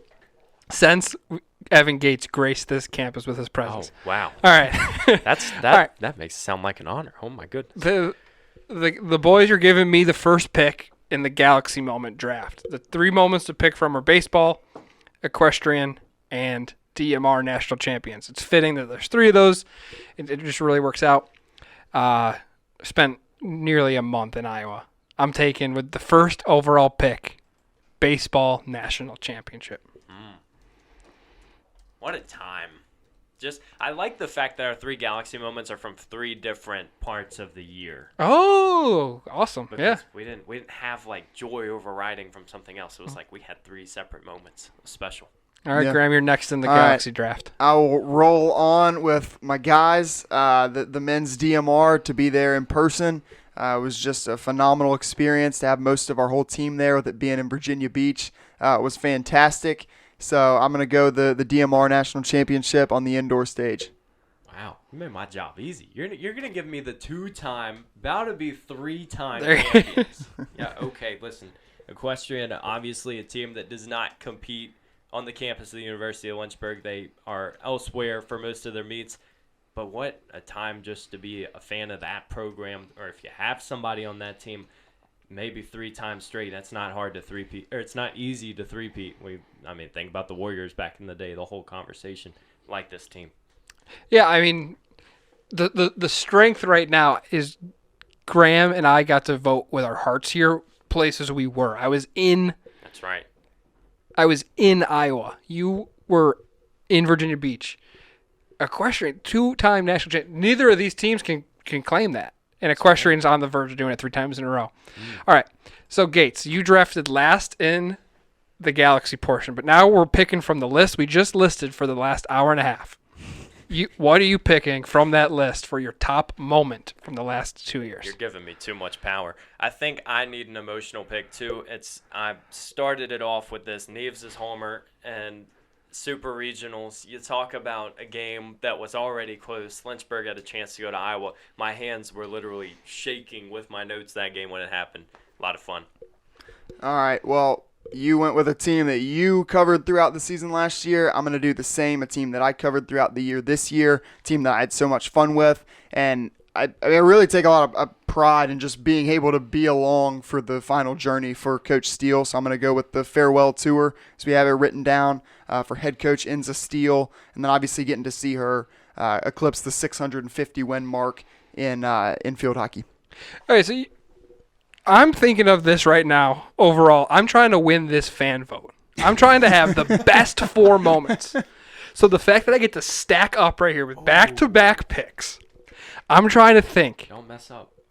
Oh man, here we go. Let's go. I'm going Jade Lecklider save to win the ODAC championship, and I'm following that up with the Mitchell OT winner. Oh, dude. Okay. Get away from LaDuca at the turn with 2 insane picks. Wow. Oh, let's go. Okay, Sam Graham. All right, well, I could go an easy route and really just sort of box myself in here and take another coach, but I'm not. I'm gonna stray away from that. I'm gonna take Claire Galloway, first ever swimmer to make it to the national meet. I think that's sort of a steal. And what are we now? We're the 8th pick, I think. 8th pick here. Claire Galloway slips. I am very happy with that pick. Okay. I'll add her alongside Coach Steele and the DMR. I'm not gonna lie. I think I just made a mistake. I just didn't remember that. That should have been my pick. That should have been everyone. Oh man, shoot. See, now the problem is too, because I'm at that point where I have 2 picks, and I feel like after this, I'm not getting another one. I love being in the middle here. Middle's awesome. I mean, acting like ending up with the 13th best moment of the year is bad. Like these are all amazing moments. Like I said at the beginning, I'm not gonna keep waffling on trying to make everyone feel. We're picking the best moments. We got how many picks here? 16 picks? No, 12. I'm so off on my math. Go ahead, Gates. Go ahead. Okay. See, all right. So I think I need to do one track one because I obviously just care about those people deeply. Debating between Chasen and Betsy. Come on. Chasen's leg of the DMR. That's also slipping. That's also really, yeah. The hands in the air you have, it's just poetry in motion. He told me, the reason I say this, I'll make this quick, but he said before the race, he was like, if I get the baton in second or third, we're winning. I was like, oh. And he did not disappoint. Very few people can say that. So impressive stuff. And then one more. I got to stick. Come on.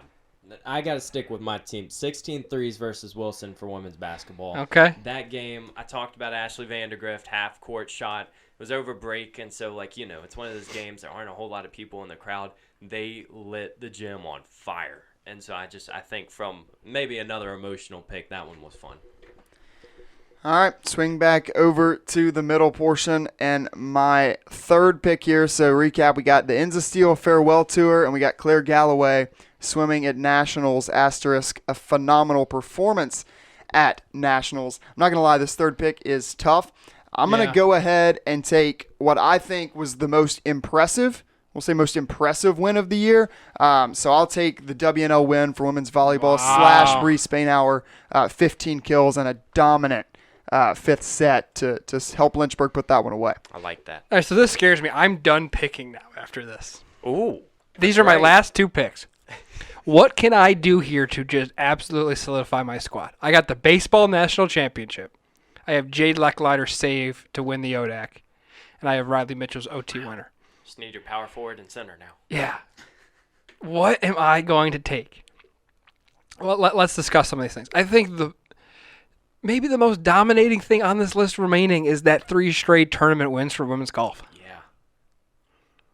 And I can have that and another one. You got several All-Americans still out there. There's a lot of All-Americans. You got Emma Schweizer still out there. Anaya Seward's. We couldn't even put a moment on it. I said we had to put a moment on it. We couldn't. It's just Anaya Seward domination. Dawn has 700 wins. I know. This is crazy. There's some big-time moments that are going to get left off here. Postseason Zach Whelan kind of defined the fall, too. Yeah, I think about time, too, when it happened. We talked about that. That was, I feel like, with especially going on to ONU, that was what people were talking about. And then you got Emma Schweizer's ride over fences to win a national championship. A national championship winning performance is on the board still. Yeah, if that doesn't get picked, Yeah. And you talk about winning the fan vote. I think Equestrian gets they'll ride deep for you too. They will. Listen, we know who got the Galaxy moment. We're just gonna point that out. The Galaxy moment. Don't let Evan steal. Don't let Evan steal both. Dude, Simmons on 700 wins but the 700 wins encapsulates more than just that. It's that whole beginning of the season. That's right. I gotta go Schweizer. Ooh. I think I convinced really myself by saying I like it. a national championship winning performance. Yeah. I have a national championship winning performance on this. The other things I have on this team are a second round game winning performance and an ODAC game winning performance. Right. This is a national championship winning performance. And then just going with postseason Zach Whelan or 3 straight tourney wins for women's golf is where I'm sitting here. So here's what I'll say, Tim. And, I can't make your pick for you. And obviously we're all trying to win this draft. But I'll say this. You're stacking up on the postseason / late season performances here. You got a baseball national title. You've got a Mitchell overtime winner in the national tournament. You've got Emma Schweizer to win the national title. And then you got Jade Lecklider. Oh, what a slacker. It's not a national. No, it's just still to win a conference championship. So I'll just throw that out there, noticing a trend. Okay, Graham, you're up. No, he's got another finish my draft here. You have one more. Ooh. That's right. This is so hard. The Galaxy moment is throwing me off too because now we're gonna have 5. Gosh, that's strong. Dude, postseason Zach Whelan was crazy. I just looked through. There's only 4 picks left, and I can just count these ones that. Can you give me 1 second to read off Zach Whelan? I just need to know Zach Whelan postseason stats. That's all I need to know. Absolutely. He was the most outstanding player of the ODAC tournament. And then in the postseason, he scores 3 goals, but 2 of those were in the championship. One of them was an overtime winner. 3 goals are hard enough in a span of 3 games. I guess. He had 5 on the season. That's crazy. And then at the end of the year, he scored his first 2 goals. So that's late stuff to get Lynchburg into a position. I can't get away from the way I described it. Wheeling and dealing. No, I can't get away from the 3 straight tournament wins for women's golf. I can't get away from it. And that season's still in progress. That season's still in progress. Right. Emily Brubaker's winning tournaments in there. One of the best Lynchburg athletes of this decade. My draft is over. I'm sad that I don't get to keep picking. I said it was down to Zach Whelan, women's golf, and I'm adding Anaya. I can't imagine Anaya doesn't come off this board here. But there's so much left. Wow. So that brings me back up. Now, listen, I will say this, and I know not everybody's approaching it this way. I know it's not a rule. I am trying to spread the love a little bit. I don't really want to double up. I don't think anybody's doubled up on a sport so far. Yeah, no. And I don't even know if anybody's doubled up on a men and women sport here. I didn't. In terms of like a men's soccer, women's soccer. Since you would have if you'd gone with Zach. So as much as I might lean towards going with Anaya or Betsy, I think I'm gonna try to stay away because I do have the DMR national title already. Now again, I don't want Evan can pick however he wants, but for me, I'm gonna try to spread the love around a little bit here. I've also already got a momentous coach here. But man, 700, that's a big number. Dude, that's a big number. Yes. And when you throw in the fact for context that it's happening, we mentioned like with women's lacrosse, not stat padding. I think you look at the type of season that softball is having right now when the 700th win occurs. I think that matters a lot as well. So you mentioned Anaya. If she doesn't come off this board, that feels kind of wild. I think it's wild if Dawn Simmons' 700th win doesn't come off the board. So I'm going to round out my draft with Coach Simmons getting that 700th win over NYU / the hot start to the year for softball. Just adding up the total wins that you have on your team is incredible. Ooh. Wow. Okay, last pick. I wanted that one so bad. Okay.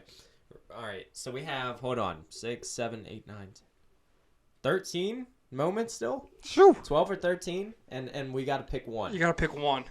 Okay. Let's remind the people of what's on the board. Jonathan Faust alley-oop, because we talked about that an hour and a half ago. We did. Jonathan Faust alley-oop. Frank Sorba All-American in cross country. Men's golf jumping to 4th place in the standings. Postseason Zach Whelan. Ryan Bambrick, swimmer of the week in a stretch there in the middle of the season. 6-match winning streak for men's tennis. Tanner Firkins, 4,600 meter performance. I'm not laughing because it's not good. I'm laughing because it's a funny thing to say. Oh, 100%. That's not a race, but was. beach volleyball's first program win. Kayla Werner, Lynchburg debut cross country All-American. Neely Morris 8 goals. Chris Johnson 300 tennis coaching wins. Betsy Monker an indoor All-American. That feel good story.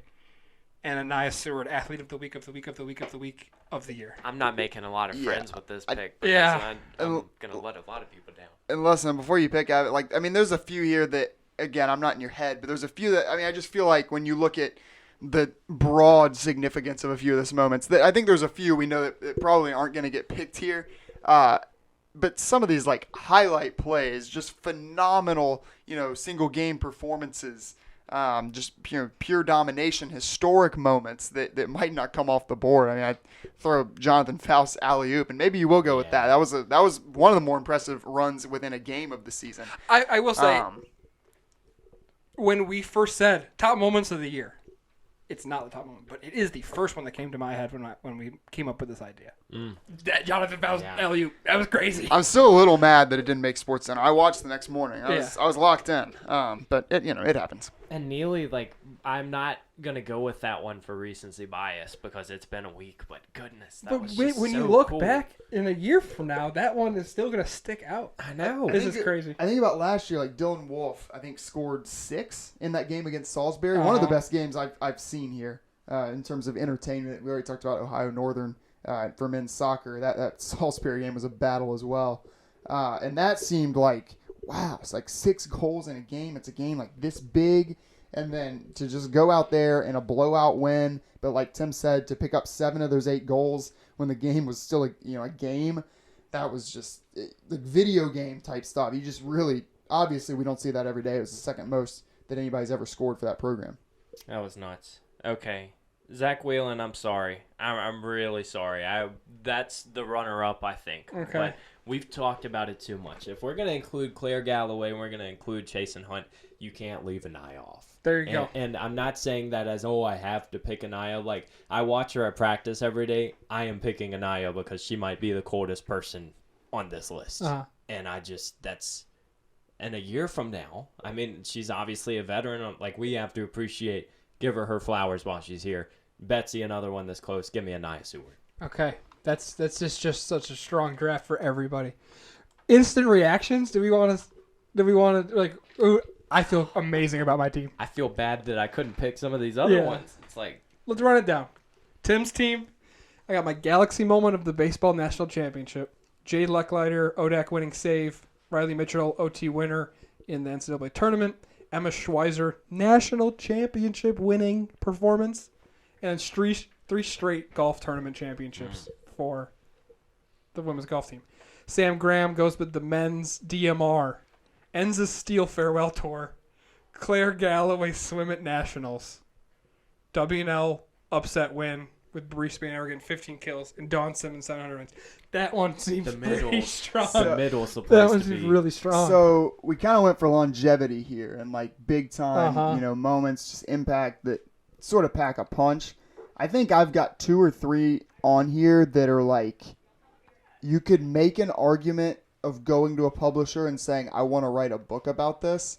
I think you throw in Coach Simmons and Coach Steele, obviously, immediately. But I think you can find one between that DMR when you look at who was on that and what it meant to each individual, or Claire Galloway and what she's been through, like you said, been here since that program was restarted.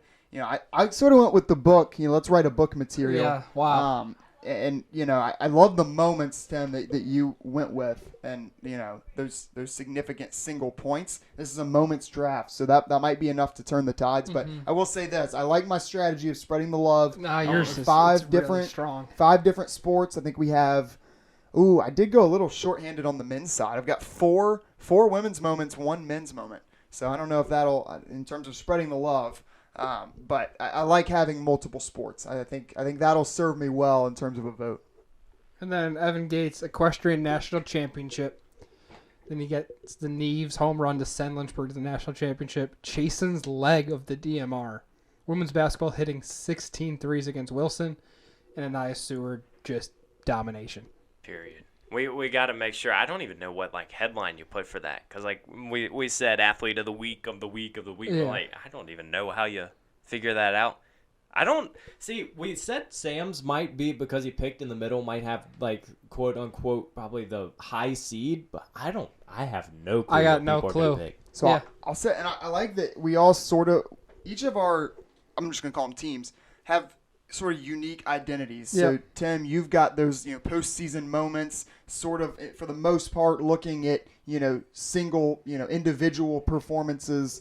That's you know, what stood out to me, yeah. even highlighting like Emily Brubaker and her role in those 3 Yeah. straight tournament wins. You know, I sort of went with the, you know, more longevity, sort of looking at the significance. And then for Evan, you just kind of stacked up on just these absolute studs Yep. in terms of dominant, True. you know, athletes in general. I mean, you got Anaya Seward, makes, you know, last year's Lynchburg LSA's female athlete of the year.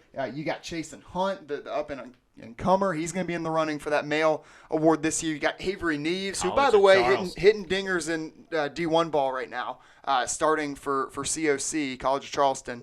And then, you know, just to tack on, you know, some history, school record for women's basketball, who also scored 104 points in that game, which I think was the most for both basketball teams this season. And that's saying something, because both teams did reach 100 in a game this season. And, you know, just by the way, the second national championship for equestrian. See, I need them to win their third before we put the poll out. If you're okay with it, Tim. This is going out so fast today because the content is going to go crazy. Before we leave the office. Yeah. And so you're right, Graham. I got the moments team. You have the history team, and Gates has the studs team. Wow. I mean, there's only one thing left to do, and that's to post this thing. And I had so much fun doing this, though. This is awesome. 100%. And I kind of the reason why this went so well is your two's dedication, not just to track and field, which is the teams that you're on and you cover the closest, but so knowledgeable about all of our sports up and down. I really appreciate that from our student workers, and it's really amazing to have that dedication and passion from our students here. So thank you very much. Great way to celebrate D3 week. Absolutely. Oh, wow. And yeah. you know, it's definitely not just Evan and I either. You know, we on the broadcasting side, obviously Kyle, not a student, but does phenomenal work. Probably more excited than any person out there maybe about Lynchburg sports. Certainly zeroing in on the baseball, but I know he got real into volleyball as well. And then obviously Andy Watson. But even beyond that, I mean, some of our mainstays in the student worker realm of athletic comm, like a Laura Porto, Kyle Ayers. The list goes on and on. Just those people that we rely on so much, because the thing is, at the end of the day, it's great to be able to take on the mic for a game and sort of paint those pictures, but it's really all meaningless without being able to tout, hey, we're a 3-camera, 4-camera sometimes broadcast. We have replay, we have graphics. Like, there's multiple people I think that are dedicated to this, beyond us, and I don't think our work has any sort of impact without what all those people do behind the scenes. So. Well, and one more thing, and we'll let you go, but being a college student and getting to call college games is not something that we take for granted ever. And obviously, we talked about our team, but the number of teams on this campus who you're eating lunch with, you're in class with, you're seeing on the day-to-day, and they're happy to embrace you. It's a dream that Sam and I were really privileged to have, Andy and Kyle included. And Tim, we know what you and Sam do is incredible as well. So let's keep it rolling. Just keep it rolling. The end of the spring's going to be huge. Speaking of keeping it rolling, the kickballs are going to be rolling up there on Schellenberger Field in a little bit. Now, I've heard there might be some bad weather, so fingers crossed that rain stays away. We'll see. Big time It's been off and on these last couple days, but students versus coaches kickball game celebrating D3 week, and then tomorrow, I'm not going to lie, I'm a little sad. We had the dunk tank geared up, ready to go. People were getting dunked. I mean, it was incoming. And I do think that the dunk tank will be back. I think, date TBD, but I think that's going to make an appearance. Probably the coaches tomorrow for calls. I think that's for the Humane Society of Lynchburg, believe is where those funds are going to be going. So get out there, find somebody, to stick some pie in their face, just pay a couple bucks and know that it's going to a good cause. A lot of fun this week celebrating D3 week. Go Hornets. Go Hornets. Go Hornets. Let's go.